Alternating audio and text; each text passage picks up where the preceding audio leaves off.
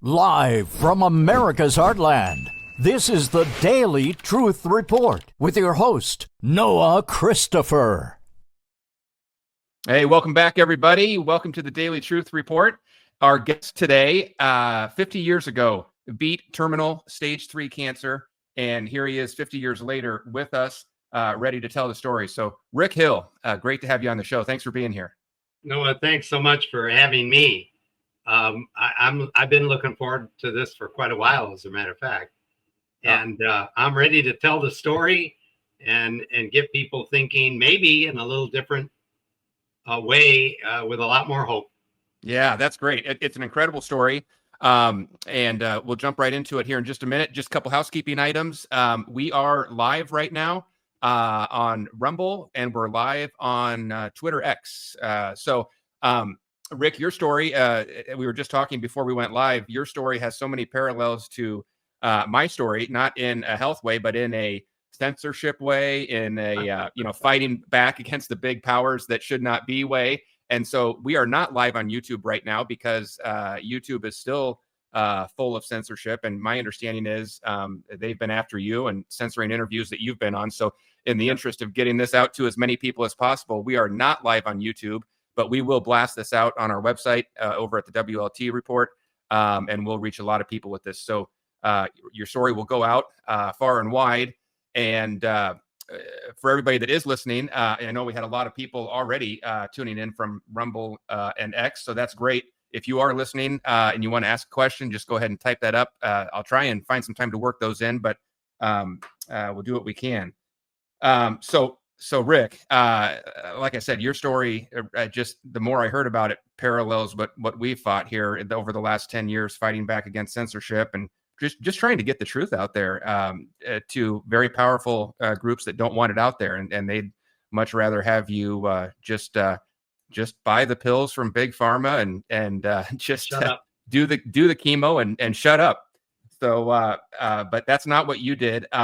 I didn't know your story until about a week ago when we got connected for this interview. I'm so glad I know your story now, but for the people that might be listening to this that also don't know your story, maybe take me back to the beginning and tell me what happened with you. How did you find yourself with terminal stage 3 cancer?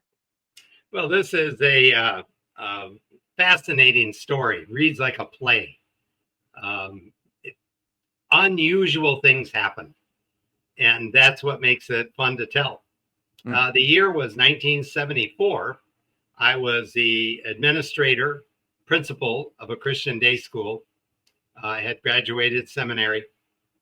And, we'd been married a year and a half. My wife was expecting our first. My life had a bow on it, everything was going normally, cute little town in Minnesota, the whole thing. Mm-hmm. And all of a sudden I had a tumor. It hurt.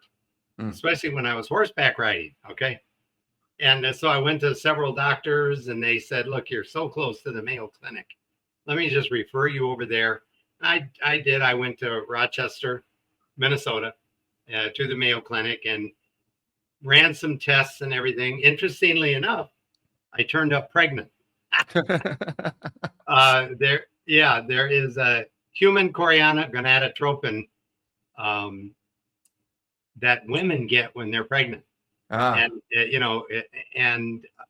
this particular kind of cancer is a little bit rare, but it's a germ cell and it does the same thing. It not that my tummy got big. It didn't. I wasn't pregnant. He was kidding, of course. But if you peed on a stick, you might have gotten 2 bars. There it is. Yep. And my wife would have been furious. So I went to the Mayo Clinic and after a couple of days testing, they said we have to do exploratory surgery. Remember, they didn't have scans then. There were no scans to tell them where the cancer was and how all that. Wow. And basically, it's kind of like an autopsy. Mm-hmm. They started way up here and just kept cutting all the way down. So they knew from a blood test that you had the marker for this cancer. They didn't know where it is. So they're just cutting open and going to look for it. Wild. Yeah, it's kind of a witch hunt, So I was in a cab one time with a couple of people. An airline dumped us off in the middle of the night mechanical stuff. And in the car was this, or a little van, was an oncologist, and he was telling about something. And I said, well, I bet you've had some interesting stories, because I've had cancer, a lot of surgery. He said, what kind of surgery did you get? And I told him about it. He says, oh my gosh, we don't even do that anymore. It killed more people than it helped. Wow. I'm thinking, what next? I'm not going to tell anybody anything about my life. Wow. Poison my mind, But it was a difficult cancer. So after 8.5 hours of surgery, they sewed me up, 2 days to get out of it. I'm on morphine. I'm down to 120 pounds. I've already invited my family in at their direction to say goodbye. It's lights out and quiet, maybe a month. Wow. And so if you're a man of faith, you'll love this story. Mm-hmm. If you're not a man of faith, you'll think, I wish he'd skip that. But I'm ready. Go ahead. No, I'm ready. All right. Then you'll love this story. I met with the chemotherapist on a Friday, who said they were starting the chemo on Monday, actinomycin D, very similar to battery acid. And that afternoon, Friday, I get a 10-cent stamped letter from a Baptist pastor in Minnesota that read like this: Dear Rick, if you want to live, you're going to have to leave the Mayo Clinic. John. Now, first of all, he's not a doctor. Second of all, that's kind of a crazy thing to send somebody. Is this someone you knew? Yeah. Okay. He was a pastor that used to come preach at our seminary, and we thought he was kind of a crackpot anyway, because he didn't believe in separation of church and state at all. Okay. He would come, first 15 minutes was the gospel. Check. Last 40 minutes was politics. Oh, wow. Get us out of the UN. Do this, do that. And me and the other illumined ones would sit in the back row and go, here it comes. Here it comes. It's almost here. The UN thing. There it is. He wants us to get out of the UN. And we made fun of him. But today, I think he was right about almost everything. That's right. So, yeah, good for John Birch. So I read it. I called him up and I said, John, what are you thinking, man? I'm at the citadel of modern medicine. He said, yeah, you are. I said, well, why would I leave there? He said, because it may not be medicine you need now. And I said, oh, really? What do I need? He said, you need to go somewhere where they understand the immune system and they understand nutrition. And where you are, they understand neither. And I said, well, it is interesting. After my surgery, my first meal was white bread, Jell-O, and 7-Up. So I think you might be right about that one. So I said, well, where do you want me to go? He said, well, the good news is you fly into San Diego. And I thought, And then he said, yeah, then you get on a bus and you're going to go down to Tijuana. You trading in the Mayo Clinic for Tijuana? I said, my family's in town to say goodbye. Huh? Yeah. He said, yeah, I heard. I said, you want me tonight after dinner to tell them I'm leaving the Mayo Clinic, going to Tijuana. And by the way, John, what are they going to do to me when I get there? He said, well, that's what's good about it. It's non-toxic. It's actually from a organic food source. And they inject you with it. And I all kinds of people I think are getting well. I said, what do they inject, John? And he says, okay, are you sitting down? Now, nothing good ever comes after that question, ever. That is a sphincter tightening event, okay? So I said, yeah, I'm sitting down. He said, okay, it is a liquid form of apricots. Or apricots. And I said, well, here's what you don't know, big guy. I eat apricots and I'm still dying. So evidently it doesn't work. He said, no, you're not eating this. I said, what do you mean? He says, well, when you eat an apricot, there's a pit on the inside. Mm-hmm.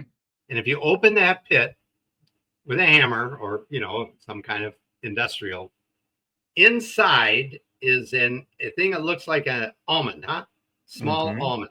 Okay. And it tastes like an apple seed, bitter with that kind of finish, Mm-hmm. Sure. a nice flavor. Bakers use it. And we grind this stuff up. He said, so what they do is they put that in a press. And then when they use it with you, it looks like this, which is an ampule that they will inject 3 grams in your arm Monday through Thursday. And on Friday, they'll give you 2 of these. So that's 6 grams of this stuff that has a small amount of cyanide in it, but enough that the government was saying, if you do 6 grams of this, you'll be dead. Wow. And so, they're using all kinds of tactics to keep you from doing something that might work. And so I said, well, John, it sounds a little strange, pal. And he said, well, what are you going to do, Rick? What do you have to lose? Yeah.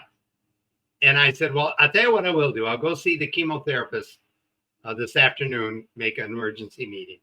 And my wife drove me over there, and I sat down with this guy, and I told him what I just told you. And he grinned, and I thought he would teach me new swear words that I didn't even learn on the streets of Detroit. I mean, I just thought this guy's going to laugh me, get the what out of here.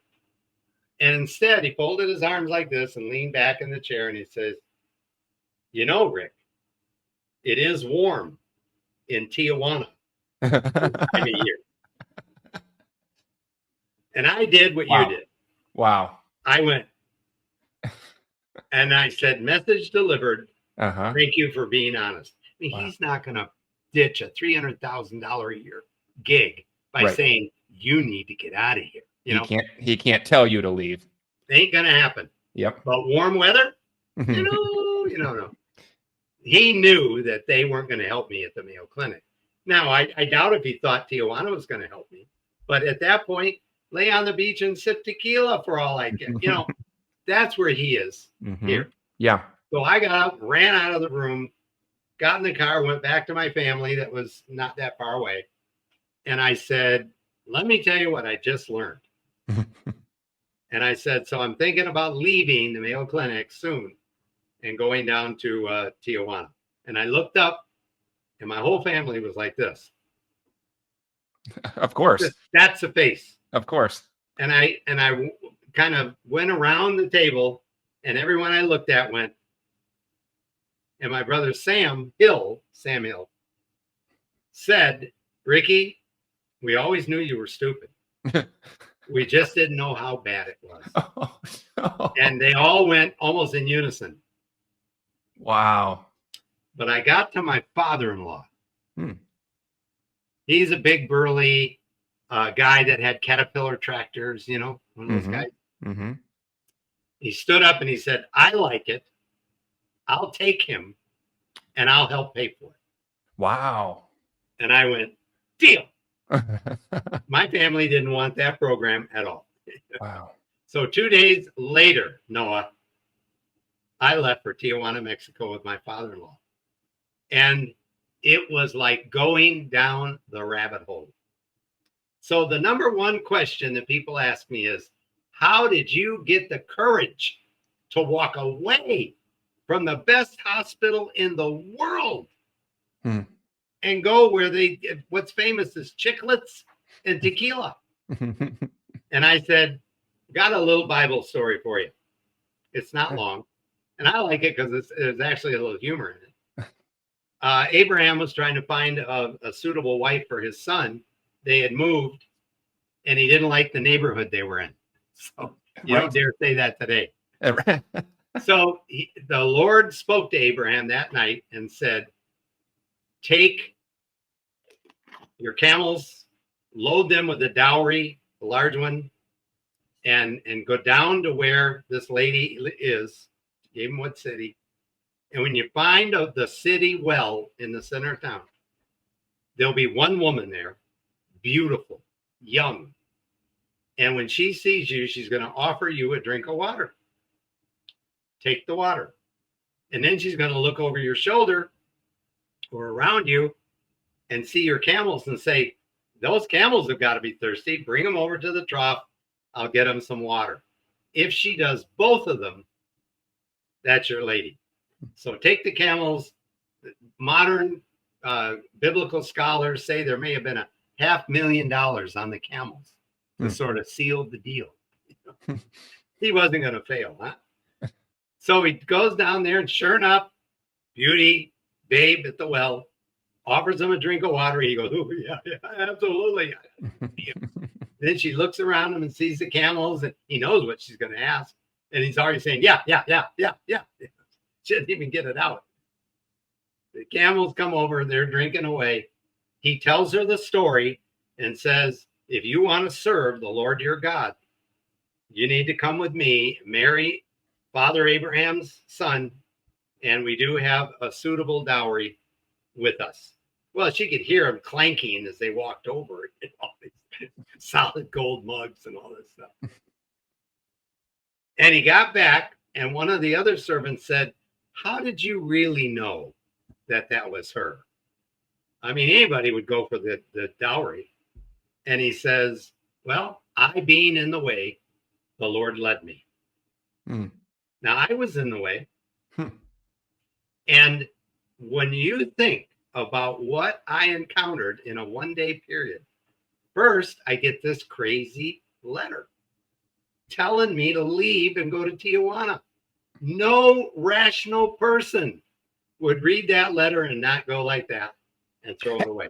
Had you stayed in touch with that guy and he knew? I mean, it's not like you posted it on Facebook back in 1970. I mean, how did he learn you were sick? No, well, the Baptist community in Minnesota is a fairly small community. Oh, okay. And they had newsletters, and he had been to the college speaking where I was, seminary. Got it. So that was strange. Secondly, you got to agree with me that what that chemotherapist said was amazing, and clearly told me, if you want to do this, there's the door. Totally not by the book. Not by the book. Not Nope. what 99% of people in his shoes would have said. Risking a $300,000 job that I could have gone to the admin right when I left him and said, you know what your chemotherapist just said to me? I got to make trouble for him. Yep. So that's one, that's two. And then my father-in-law, of all people, amazing, standing up and saying, I like it. I'll take him. That means leaving work, saying goodbye to the Caterpillar tractors, probably a pretty good income loss in that month, and that he would help me pay for it. Incredible. And then my Baptist church, that I was a Christian day school principal at the time, said they would take up the slack on the rest. Those are road signs, man. And they're so strange that you can't say, I don't think God had anything to do with that. Come on. I love it. It's so true. Yeah. Every time I explain it to people, they go, I don't think I would have gone. And I say, well, okay. But so we left, we got down there. And no, wait a second. Can I ask a question before we move on? Yep. This guy that sent you the letter, had he been down there and done it himself? Is that how he knew about it? No. He only knew about it through the John Birch Society. Wow. They were promoting it at Mexico as an alternative cancer treatment that they had confidence in. That's where he learned about it. Incredible. Okay. So I get down there, and remember, or maybe I didn't tell you, I grew up in Detroit as a greaser. I had the Fonzie hairdo. I had a long leather jacket at the time. I became a Christian, but the clothes came later. So I get down there and I think, what have I done? We went to a health food store first to try and find something to eat because we knew they were going to try and change our diet. We were telling people stories about, oh, I heard of that place, and they put you on raw food and that. So we're in this health food store. We walk in the door. There's Ravi Shankar music playing in the background. This guy standing next to me picks up big raw food out of a barrel, and he goes, "Oh wow, I can feel it." And I'm thinking, "Get me out of here!" And I'm the only one in the building wearing underwear. Come on, I mean, this is not my crowd. And all I did was I looked around and I thought, well, not my group, but I'm here. And I want to encourage your viewers. Maybe you won't blend. And I want them to know it doesn't matter at all. And I know you hear this. You attend a seminar and they'll go, when you get the will of God and you know for sure and nothing could say. And I go, what planet are you from?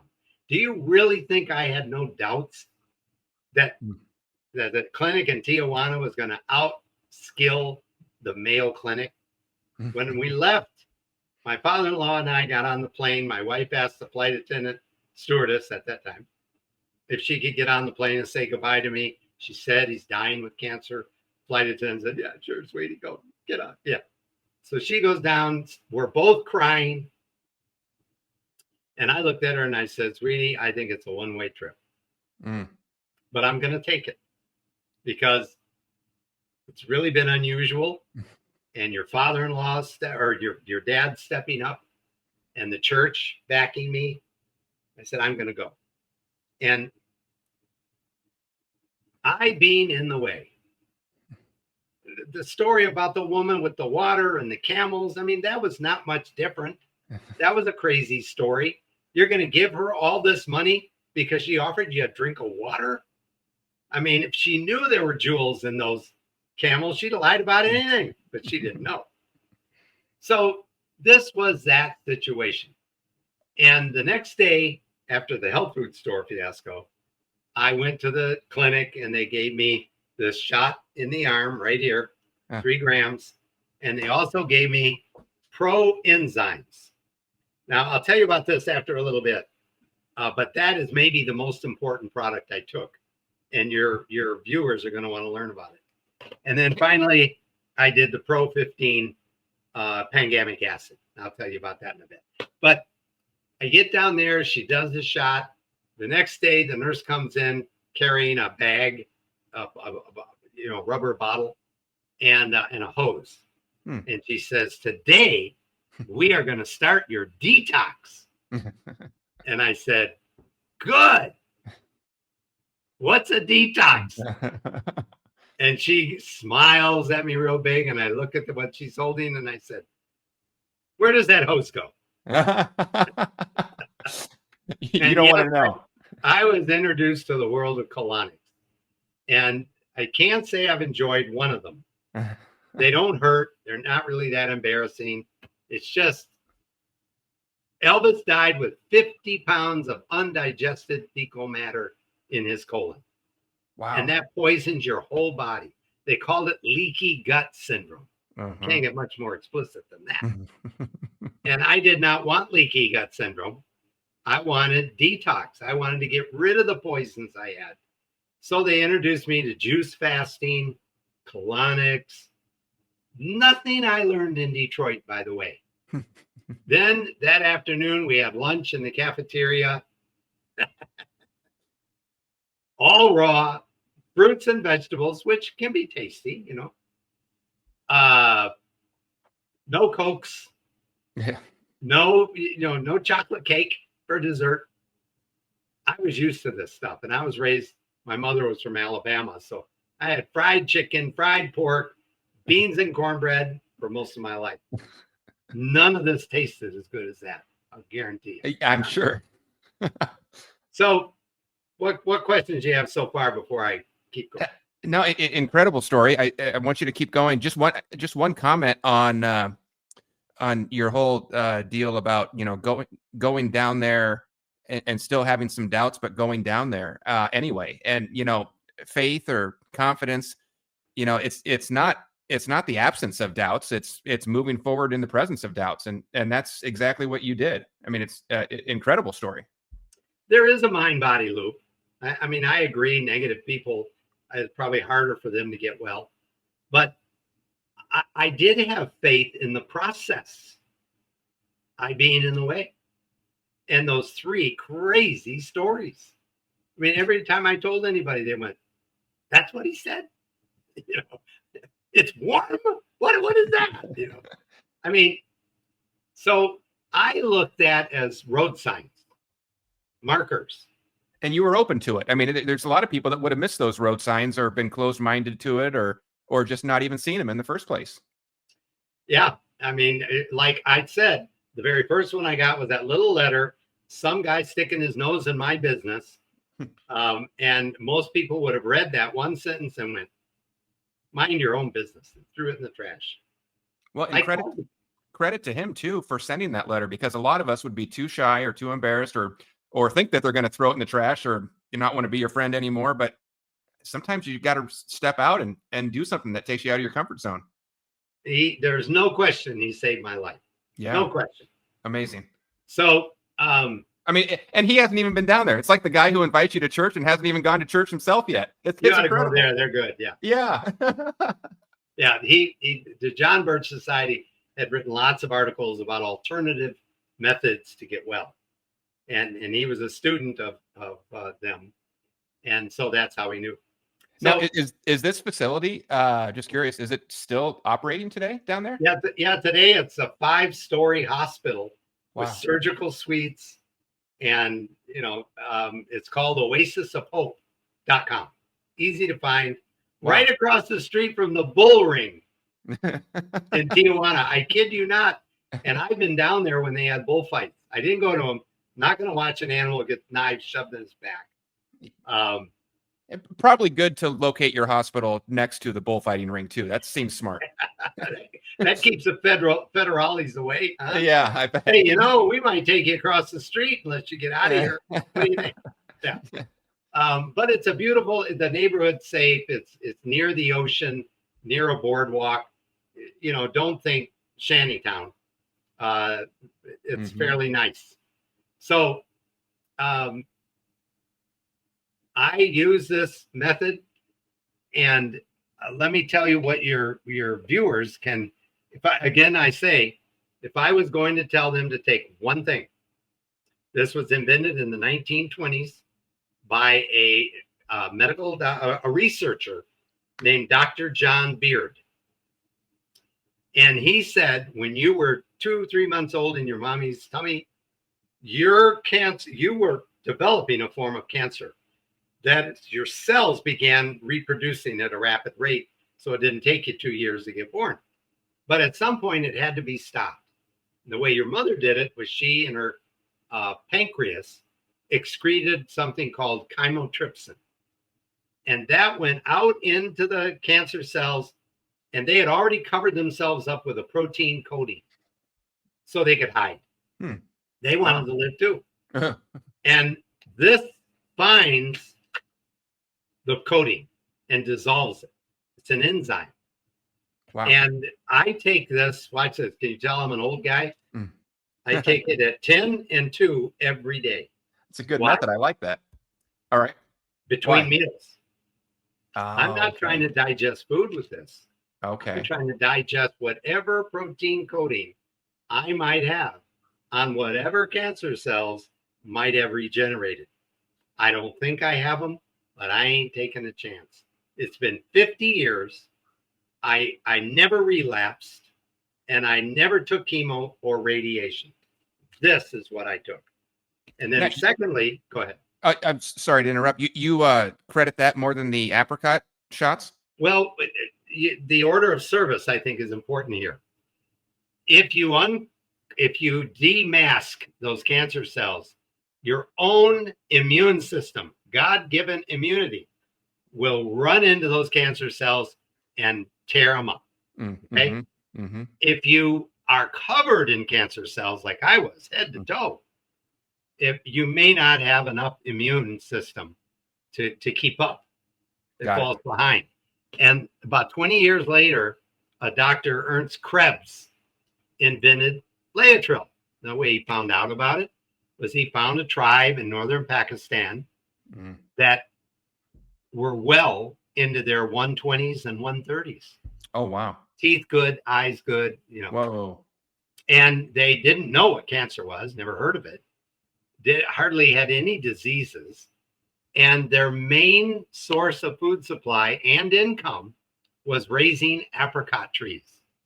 And they found out, probably one of them split open on accident, and they found this little thing and they tasted it and kind of liked it. It was bitter. They didn't have sugar. They had honey probably back then. But John Richardson, have you interviewed him yet? I'm going to. Coming up in a couple weeks. Okay, good. He'll give you the political background, and his father was Dr. John Richardson. Okay. But the John Richardson I know, Jr., eats 20 of these a day. Wow. Again, the government will say, well, go to his house because he's dead already. I eat 6 of them, and here's why. 6 of these will equal a 100 milligram capsule of this. Okay. So you can either take the 1 milligram capsule, or you can save money if you want to eat 6 of these a day. And this big bag that I bought will last like 6 months. Oh, wow. Okay. That's not very expensive. So those are the 3 things. And if your viewers want to go to RNC, like Richardson Nutritional Center, rnc.com. There it is. There it is right there under the screen. Thank you. You bet. Use promo code WLT, right? Yeah. Is that correct? That is correct. And I was just going to say, you guys have been real generous to set that up, because if you go to that store, and I'm going to be going to that store, let me tell you, rncstore.com, and you put in promo code WLT, that's going to take 10% off your order. So that's right. For anybody listening to this show, that's kind of their gift to you. And now, Rick, is that your store then? No, that's John Richardson's store. Okay, that's John's store. Okay, got it. So I'm an independent contractor working with him. Got it. And I appreciate him. I like him. He's doing great work that his father started. So it's a legacy thing. And so let me match your gift, since you gave your viewers something. This is maybe the most important book on the subject of cancer that's ever been written. The author is G. Edward Griffin, who also, by the way, was a John Birch member, and he wrote The Creature from Jekyll Island. Oh, of course. Just read a review of that, and so John wrote, G. Edward Griffin wrote this book, and it is a major book. I mean, 350 pages. First half of the book is about Laetrile. What is it? How do they make it? Why won't my doctor tell me about it? On and on and on. The second half of the book is about government. Why did our government try and stop this? Why did they arrest a few doctors like John's father? Wow. Why did they cancel some medical licenses like John's father? Today, it's better. We've learned how to make it, sell it, not overpromise. And so they can order it from our site, and it's completely legal. We never tell them it's going to cure anything. We say it is an adjunct therapy. Thank you. Yeah. Well, and I throw that up on the screen there, to maybe increase the chance of this interview getting out, but we'll give this disclaimer at the top if you're just listening and not reading, that nothing Rick is saying here is promising to diagnose, treat, cure, or prevent any disease, but he's telling his story. And and Rick, when we started this off, I was saying we have so many similarities in, I haven't been involved in the cancer world, but involved in the censorship world. And I mean, gosh, we all just lived it the last 5 years. I mean, not the products you're talking about, but didn't we all just live? Yeah. Didn't we just live the same story? You couldn't get ivermectin, you couldn't get hydroxychloroquine. Why? Because they're cheap and you can't patent them. Remdesivir. Yeah. Run, death is near. Yeah, exactly. What a joke. I mean, and so, this story, your story, maybe 50 years ago, maybe a guy like me wouldn't have been so open to this, but we all, if you lived through the last 5 years and you still don't get it, and you're not open to hearing a story like yours, I think something's wrong, because it's clear that Big Pharma does not have your best interest at heart. You're a customer. You can't cure the customers or they don't come back. So I love hearing stories like this. We're going to blast this out as far and wide as we can, but just things like the healing power of sunlight. I mean, there's so much that they don't go out in the sun, put your sunscreen on. I don't wear sunscreen. I don't either. It filters out the healing power of the sun in the sky that God put up there to almost recharge our batteries on a daily basis. I mean, and we're going to cover it up and screen it out. So just stuff like that. I just want to say, I love hearing your stories, similar stories. Look at that. So there we go. There's our disclaimer. We put it up, we're taking it down, and please continue. But I just want you to know this is resonating with me just perfectly. And I hope a lot of people can hear this.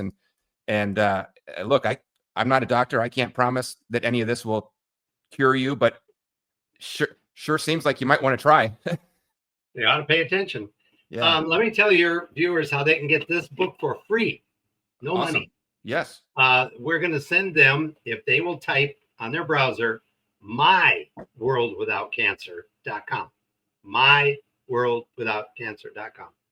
Okay. Our site will come up, and we will send them a PDF version, electronic version of this book at no cost at all. Amazing. And every question they can think of is answered in this book. They won't read this book and go, well, I didn't learn anything. No. They may not agree with it, but clearly this guy is a researcher, and he lifted a lot of the college I went to is mentioned in this book. And so if your people will go to rncstore.com, use promo code WLT, save 10%. And if they'll type myworldwithoutcancer.com, I'm prepared to send them this electronic version. And I have a book. It's called Too Young to Die. This is how thick mine is. So this is about a 2-hour read if you're slow. And what's it for? Shows you my picture on the back of what I look like all those years ago. That's 120 pounds of misery. Yeah. Wow. It's a story of hope. That's absolutely. Not trying to be a smart guy with it, not trying to use big words. I just say, look, these 3 strange incidents happened to me in one day, and it permitted me to leave and go. And I left there after 3 weeks in Tijuana. Okay. 21 days. 21 days. And I've never been back for treatment. I go to visit once in a while, eat the raw food. But I don't know what someone would think. You know what the Mayo Clinic said when I went back for a visit one time? Yeah, I was going to ask. They said, you've had a natural remission. And I said, what's that? Is that a thing? Yeah, about 1% of the people, they say, or 0.5%, the I've never heard cancer about just that. poof goes away.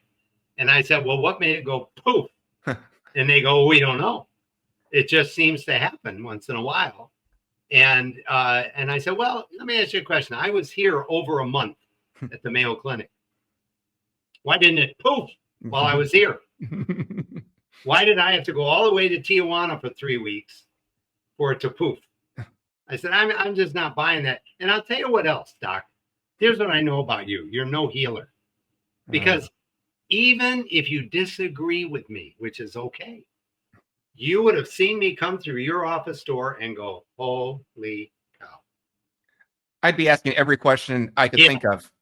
I'm going to write it. You sit down and tell me your story. Yes. And I'm going to write down the words, and I'll at least look at it, okay? I would have gone, deal. Let's talk. How long do you have, Doc? And if the thing is apricot seeds, I'm buying a bag of those and giving all my patients, because we're going to find out what happens. And I got a letter from the Mayo Clinic that is on their stationery, signed by my doctor, that says that I actually had cancer as I described it to you. Okay. High-grade embryonal cell carcinoma, stage 3. There is no stage 4 with embryonal cell carcinoma, but I'm not going to get into that. So you definitely So had it. many people accused me of lying Uh-huh.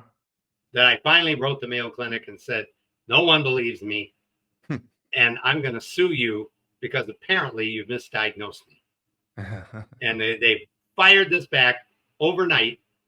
And it says, in regard to your question that people have asked whether you did have cancer in the first place, you are entirely right. You had stage 3 high-grade embryoma. Yeah. So I really had it. I haven't made this up. I've never gotten sick again. Oh, I mean, I've had colds and flu and stuff like that. I had COVID a couple of times, but I never took that shot. Nah, me Why? neither. I can read. Now, most people just, yes, doctor, nope, not with anything. And in fact, I have a torn rotator cuff. Had an x-ray, probably shouldn't have done that. But I went back for my annual, blood test checkup, make sure things are, and it's always good. But the doctor looks up and says, how did that surgery go with your shoulder? I said, I never took it. He said, you didn't have the surgery? No.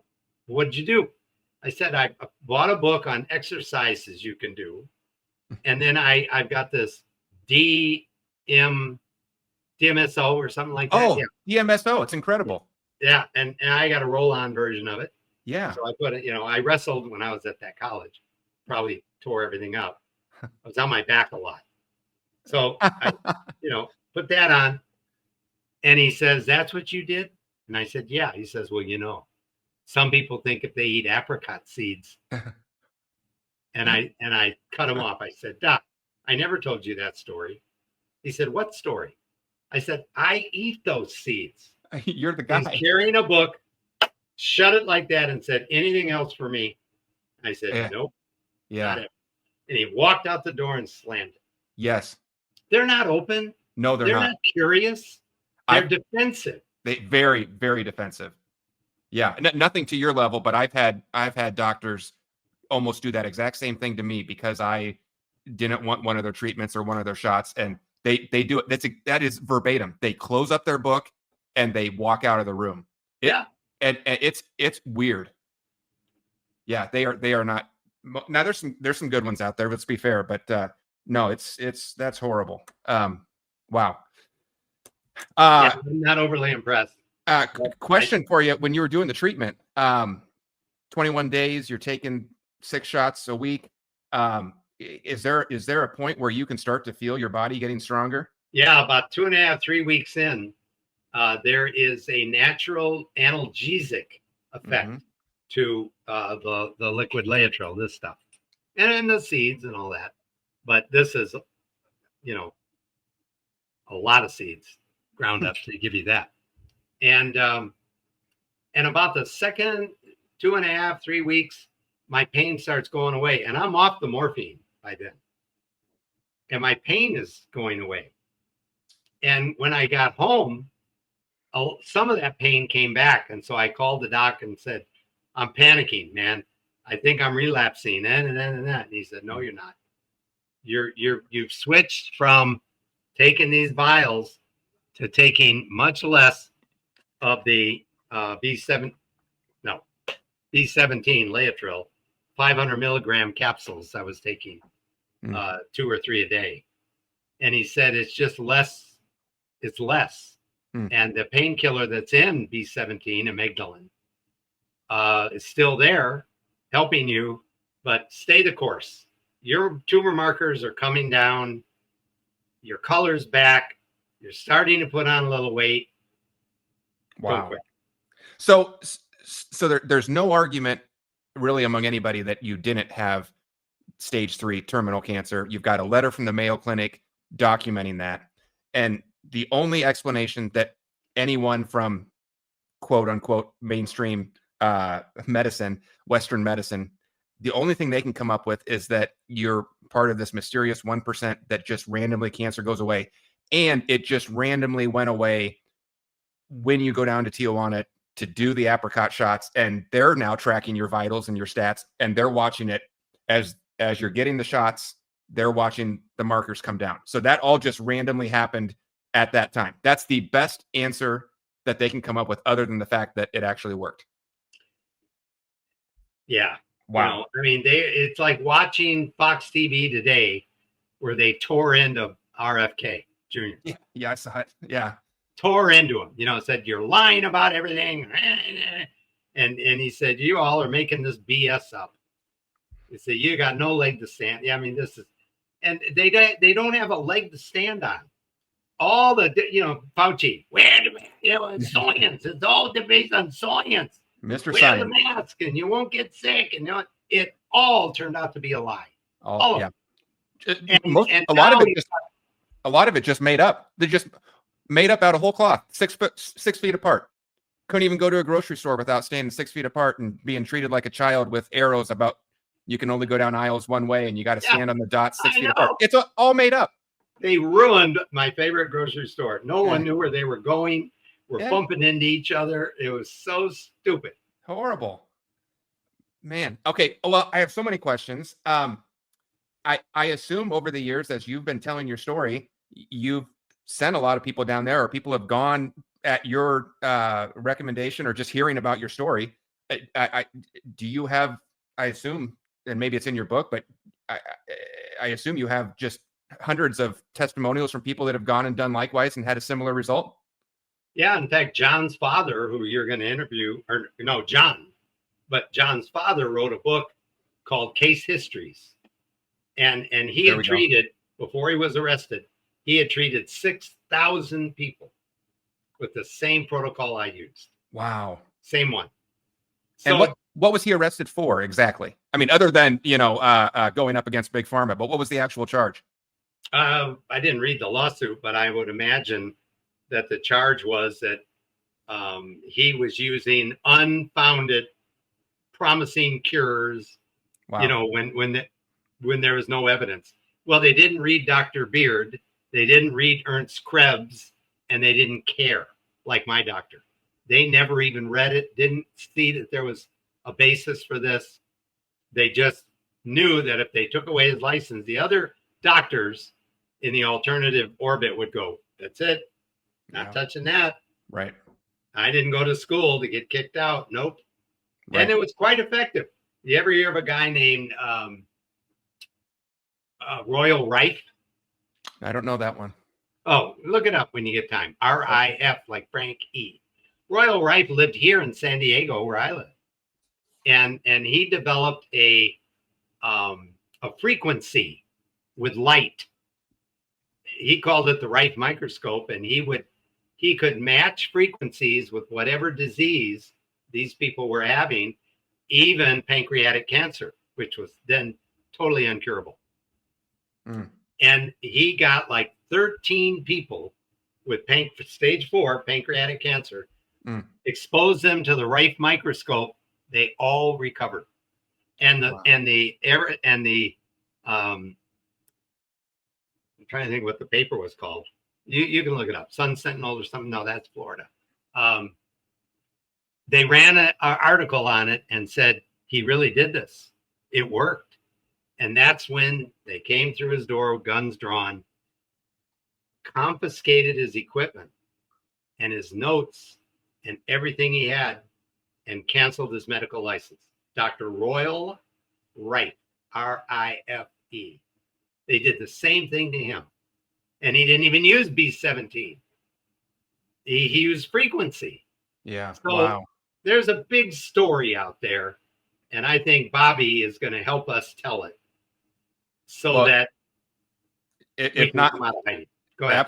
Absolutely. I mean, if not now, it's never going to happen. The stage is set for this stuff to start coming out. 3 more years. Yeah, that's right. And maybe we'll get somebody in there after that. Maybe it's his vice president. I don't know. I'm just saying we got this time. We don't dare nap through it. Yeah, that's right. Well, I assume, and maybe some of these other guys you mentioned might track it closer, but I assume over the years you've kind of, with the case studies and you've heard of people going and doing this and similar results. One thing I think we all kind of know just by living a little bit is sometimes, or usually, even if something's really good, one thing doesn't always work on everybody. There's going to be a certain set of the population that, for whatever reason, their body doesn't respond well to it. Do you have any feel over the years for people that have gone and done the same treatment you have, what kind of success rate it is? Well, I know people that are still living that took the same treatment when I did. I mean, they were there when I was there, and they're fine. And one of them had stage 4 brain cancer. Wow. That spread to her spine. Her name is Betty. She's fine. So it's not so. John grew up in a household where there were cured people all the time running around his house. And so it was when he met me, he didn't trip over it. He said, I've met lots of people like you. My dad treated lots of people. Wow. Today, what you can do is you don't necessarily need to go to Tijuana. We have doctors here in the United States that are using this as an adjunct therapy, like high dose vitamin C. Yeah. And they're careful how they do it. And they don't make stupid statements, not if they want their license. And that's why we can sell it in Scottsdale. And we have a medical doctor in Scottsdale who has been using this method for 25 years. And he tells me his success rates are way better than big pharmas. Way better, like, oh, of course, 5 times higher. And I can't give you that exact number because I didn't see the tests, and maybe Rick made it up, and all this stuff. But I can tell you that I personally seen and spoken with that doctor, and he says I am so far ahead of the AMA in my results.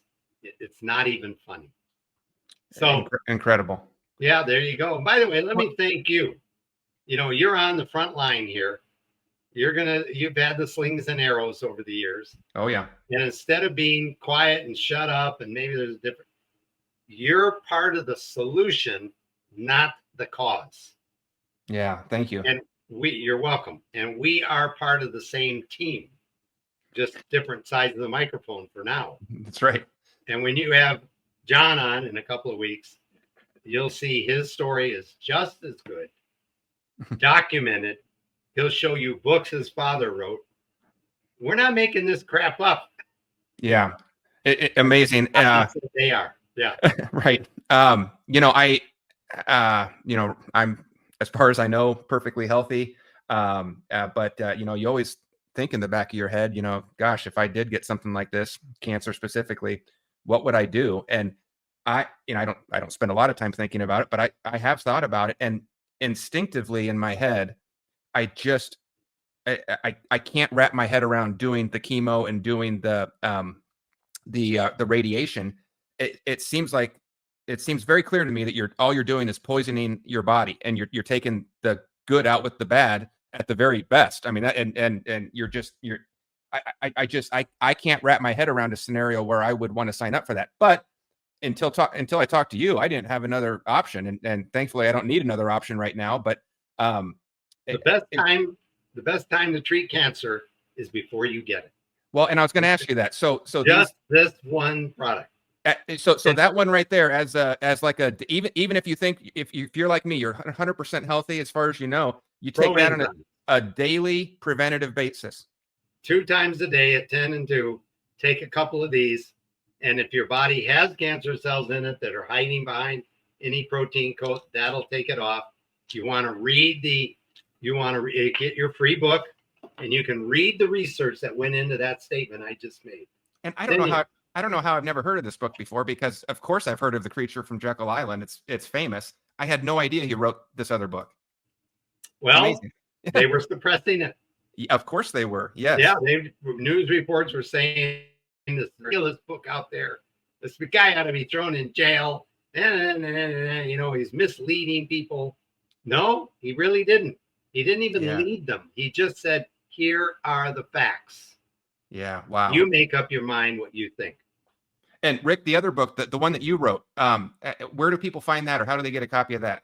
From John, you had it on the crawler. On the store. Okay.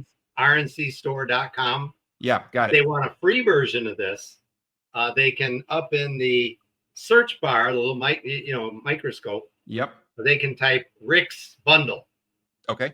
and they'll get a preventative bundle for less money, and then they can have the pro bundle, which is usually for people that are stage 1, stage 2, whatever.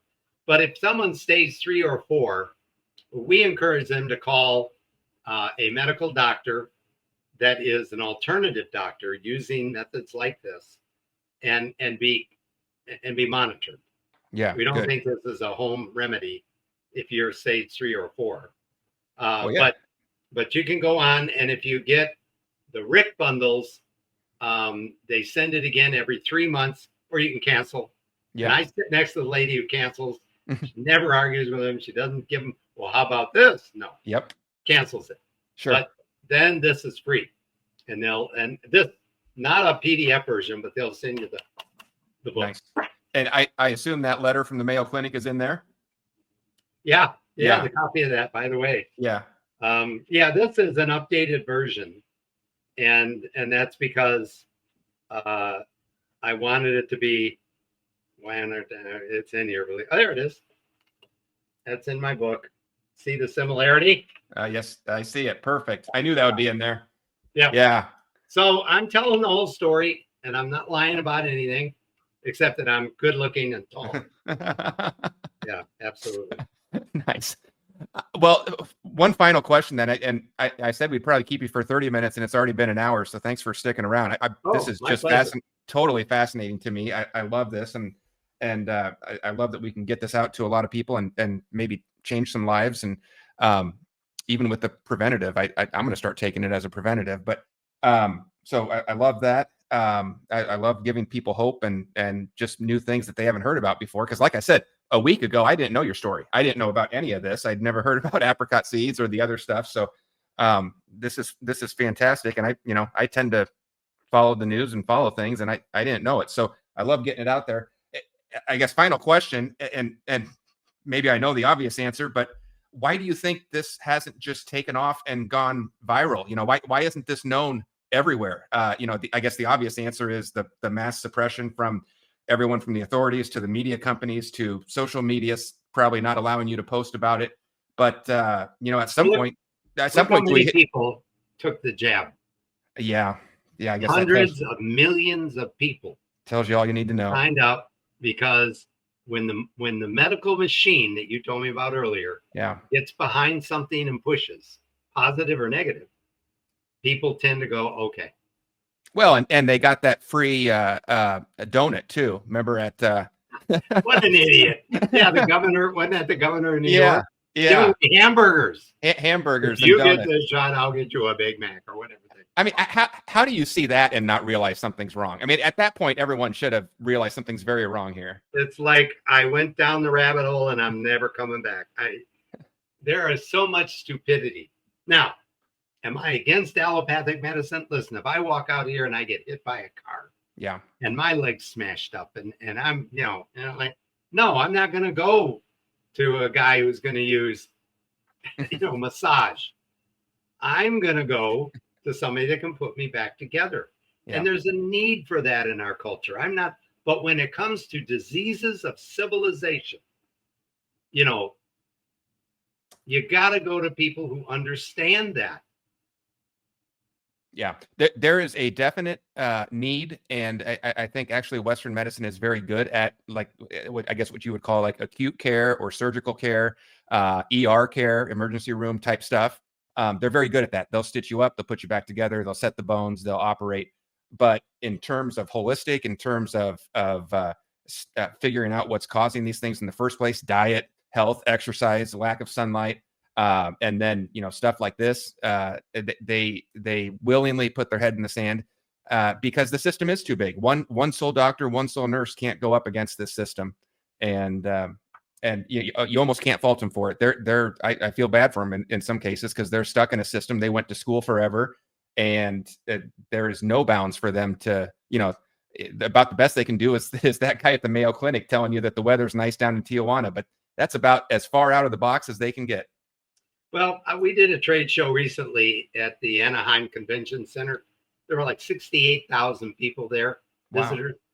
Expo West, I think it was called. We had a booth. We rented a booth, and we had all these products displayed. We displayed, believe it or not, we displayed these out in the open. And this old black gentleman comes around the corner from the other way, and he stops. And he looks at our booth all over it. And I'm not kidding. He got tears in his eyes. I said, "Is there something I can help you with? Are you feeling okay?" He said, "I never thought I'd live long enough to see this day." Wow. You guys have these products displayed. I said, "Thank God for DJT and RFK Jr." That's I right. said, "That's where we're headed." And I'm not kidding. Tears in his eyes. He said, "I thought we would forever be forced underground." And there we are, right out in front, right on the table. People walk up and say, "Have you heard about Laetro? You know what B17 is?"